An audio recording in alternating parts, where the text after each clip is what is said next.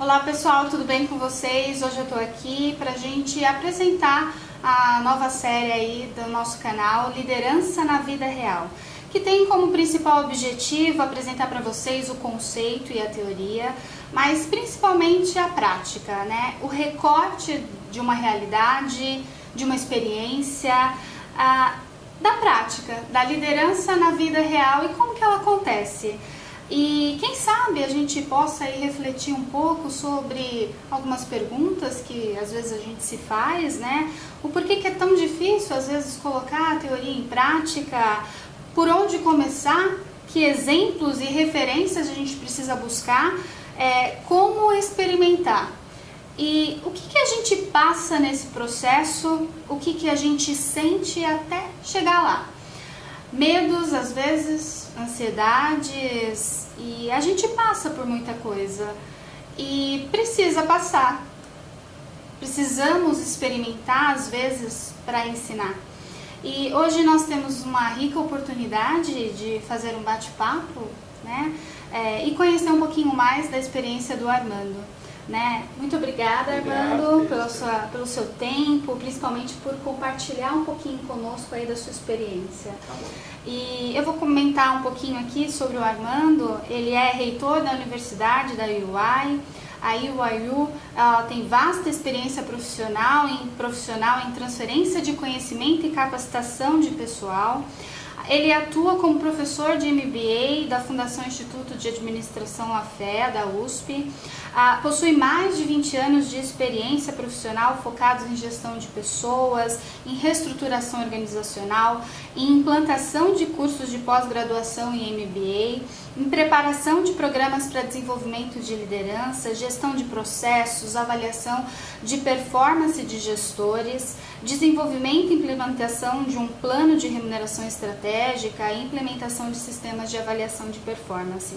Ele tem experiência profissional também em preparação de treinamentos, programas de transferências de conhecimento e capacitação pessoal.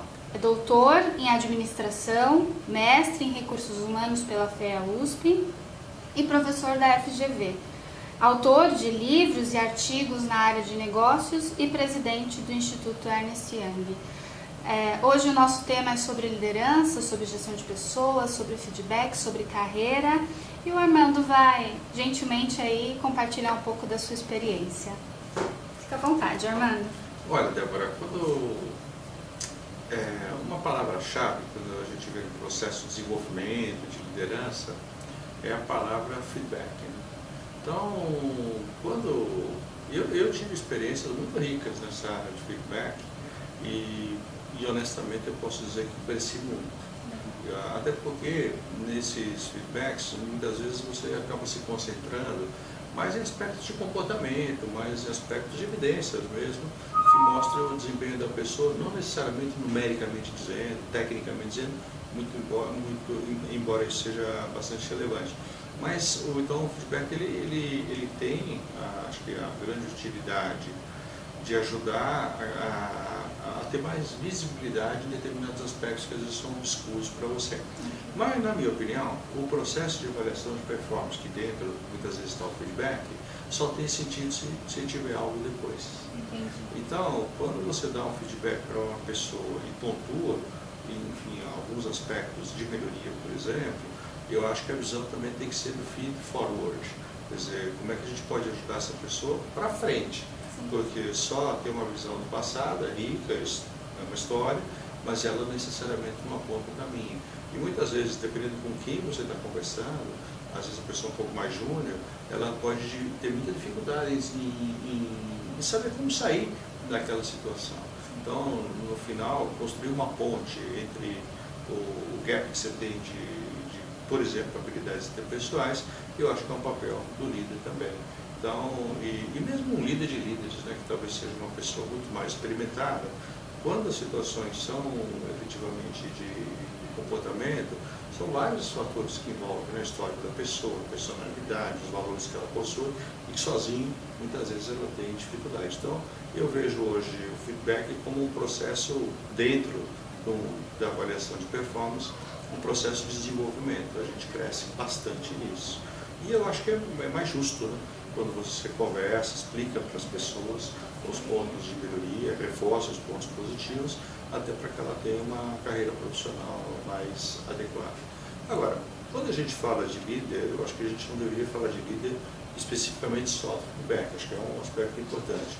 Então, normalmente existe uma dúvida no mercado, né? Liderança é um dom, não é? A gente nasce líder, não é? Eu acho que a gente vai ficar com essa dúvida da eternidade, então nós nunca vamos resolver isso. Né? Mas uma coisa que eu não posso acreditar é que a pessoa nasce pronta. Ou seja, então, dizer que você não consegue desenvolver o líder, eu acho que seria a mesma coisa que eu acreditasse que todo mundo nasce pronto, não vai ter evolução nenhuma. E seria praticamente contrário a tudo que a gente tem de experiência, por exemplo, o feedback nos mostra diferente.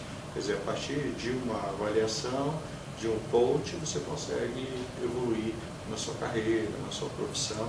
Então, eu acho que o líder ele pode ser desenvolvido sim. Eu acho que tem líderes, tem pessoas que vão chegar num grau, se é que é possível, a gente ter uma gradação, vão chegar um pouco mais alto, um pouco mais baixo, mas no fundo eu acredito muito no desenvolvimento de líderes. Quando a gente fala de liderança e desenvolvimento, eu acho que a teoria mais comum hoje, mais as pessoas discutem no processo de desenvolvimento, e que a teoria foi focada em gestores, né, em líderes, é a teoria de 70-20-10.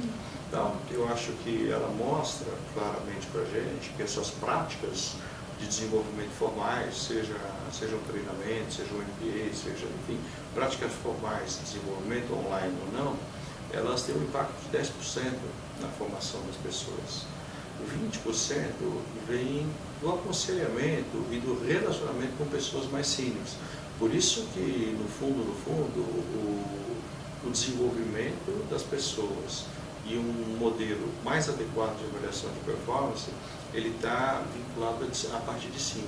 Quer dizer, quando você tem líderes já mais seniors, você consegue evoluir nisso. Então, esses 20% que é o impacto, que seria e não o coach, né? Acho que no Brasil a gente fala muito coach, mas no fundo a teoria ela pregou mais a questão do apprenticeship, que significa orientação prática.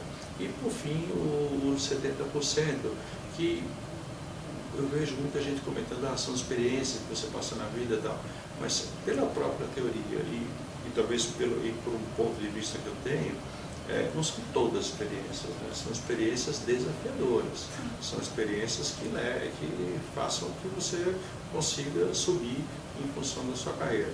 Então eu acho que é possível desenvolver, eu acredito.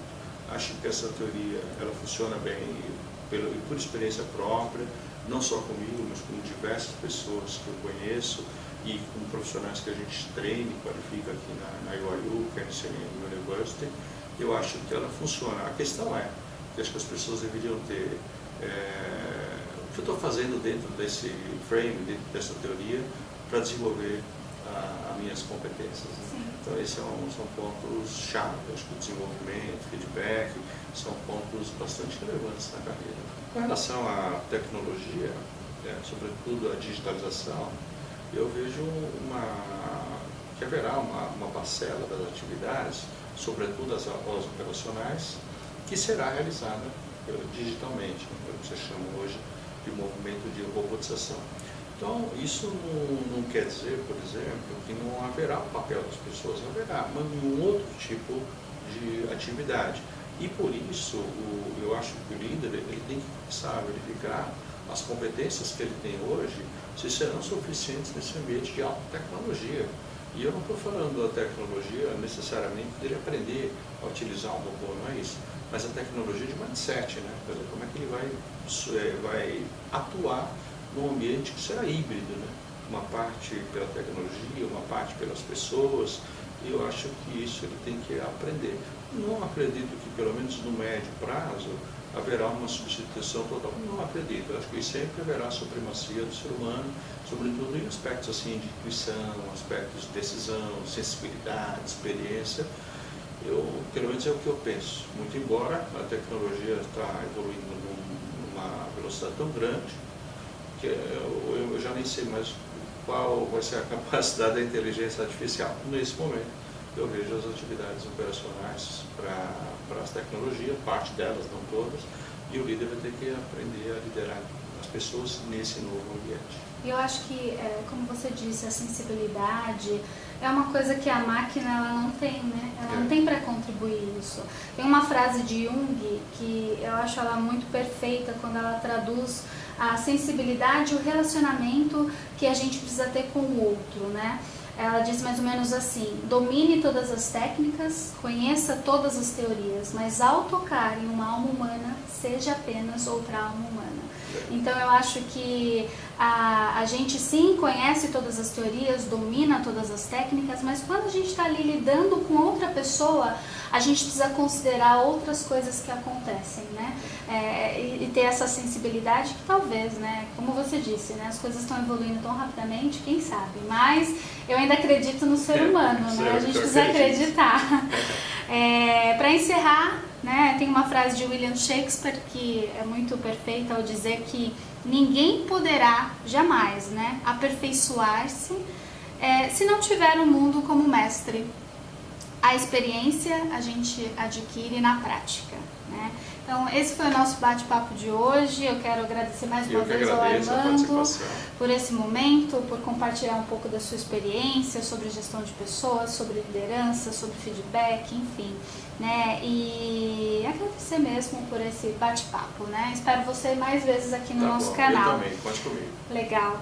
Esse foi o nosso bate-papo de hoje. Eu vou ficando por aqui, a gente se vê por aí. Um beijo, tchau, tchau. Tchau, obrigado.